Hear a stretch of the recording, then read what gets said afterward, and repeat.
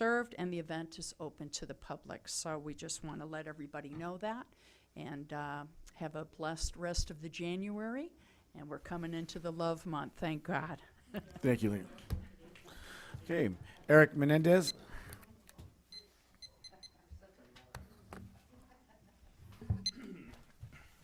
Hello, Eric Menendez. So I have something to talk about here. I gave some of you guys handouts here, and I have a few extra. I want to talk briefly about our unhoused and those less fortunate and those on the streets. As you know, I served for a little more than a year as on the Community Health Center Clinic Board of the Healthcare District, and I'm glad that they started going to the Homeless Steering Committee meetings that we go to, as they address a lot of, as there's a lot of societal problems here with the unhoused. One of the issues that in our working groups with the unhoused, what we're noticing is a lot of them report having trouble getting from point A to point B. They're getting left behind at bus stops. You know, they're unsheltered, so forth. I was actually on my way to a healthcare district meeting, and I happened to notice the bus driver tell a man in front of the Taco Bell, "You can't get on." I took this to, I got off the bus, sat with him, tried to get the Sheriff's Department Hope team involved. They couldn't come. So we were out for, you know, the man had been out there the whole day. I'd seen him.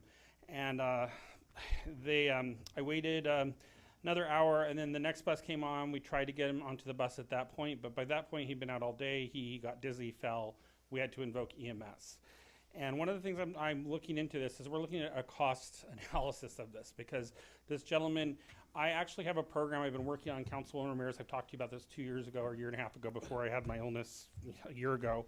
And it's kind of a street navigation, similar to kind of what Wellness Equity Alliance is doing up here and so forth. But it's a way to kind of help solve this problem. But it's a group of people and providers.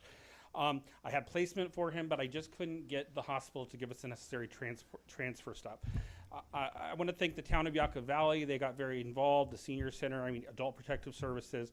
We had a lot of people working to get this man off the street, but over the course of 3 days, he was in and out of the hospital 3 different times, 3 different EMS responses. And when you add it all up, this cost $30,000 to $40,000 of public funds that IHB had to pay.